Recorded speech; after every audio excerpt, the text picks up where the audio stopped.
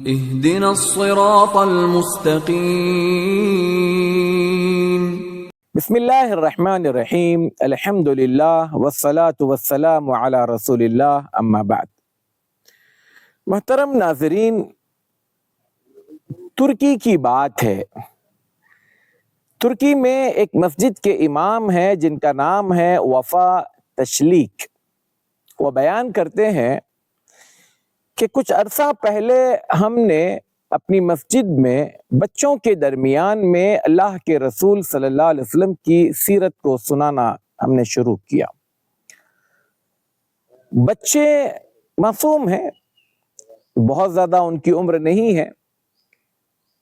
اللہ کے رسول صلی اللہ علیہ وسلم کی سیرت کو، آپ صلی اللہ علیہ وسلم کے اخلاق و کردار کو، آپ صلی اللہ علیہ وسلم کے سلوک و معاملات کو سن کر بڑی دلچسپی لے رہے تھے، اور اللہ کے رسول صلی اللہ علیہ وسلم کی سیرت سے اتنا متاثر ہو رہے تھے کہ بعض اوقات وہ بچے ایسا لگتا تھا کہ اس انسان سے ملا جائے، اس انسان کو دیکھا جائے۔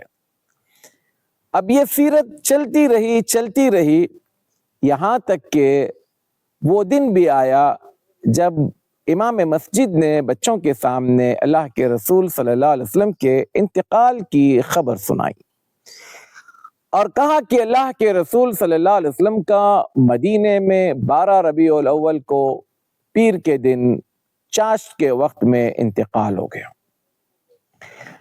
یہ خبر یا درس کا یہ حصہ سنتے ہی ایک بچہ اچانک دھاڑے مار کر رونے لگا۔ عجیب و غریب قسم کی اس کی آواز آنے لگی، تو امام وفا تشلیک کہتے ہیں کہ وہ بچہ اس قدر جذباتی ہو کر جب رونے لگا تو مجھے اپنا درس روک کر اس بچے کے پاس جانا پڑا، اسے تسلی دینی پڑی، اسے منانا پڑا، اور اس کو اپنے اس جذباتیت سے باہر نکالنا پڑا۔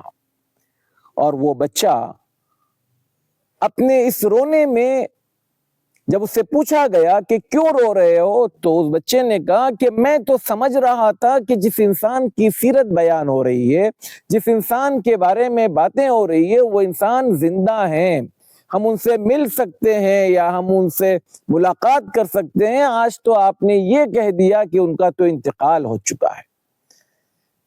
یہ بات کہنے کے بعد وفا تشلیک کہتے ہیں کہ دیکھو، اللہ کے رسول صلی اللہ علیہ وسلم کی سیرت میں آج بھی وہ دم خم ہے۔ اللہ کے رسول صلی اللہ علیہ وسلم کی سیرت کو سن کر ہمارے معصوم بچوں کے دل اس قدر پگھل جاتے ہیں، ان کی آنکھیں بہنے لگ جاتی ہیں، لیکن ہمارے دل کس قدر سنگین اور سخت بلکہ پتھر ہو چکے ہیں کہ ہم پر کوئی چیز اثر نہیں کرتی۔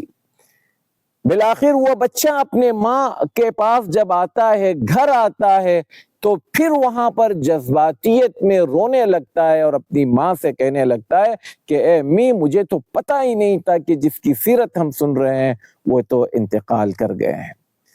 تو ہمیں بھی چاہیے کہ ہم اپنے بچوں کے دلوں کو نرم کرنے کے لیے، اپنے بچوں کے دلوں میں تبدیلی لانے کے لیے، اپنے بچوں کے اندر اسلام کی اور اللہ کے رسول صلی اللہ علیہ وسلم کی محبت پیدا کرنے کے لیے سیرت رسول صلی اللہ علیہ وسلم کو گھروں میں، مسجدوں میں پڑھیں، بچوں کو سنائیں اور بتائیں کہ ہم کس نبی کی امتی ہیں۔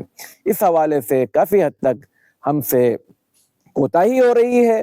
ہمیں اللہ کے رسول صلی اللہ علیہ وسلم کی سیرت کو عام کرنے کی ضرورت ہے۔ اللہ تعالیٰ میں اس کی توفیق عطا فرمائے۔ السلام علیکم ورحمۃ اللہ وبرکاتہ۔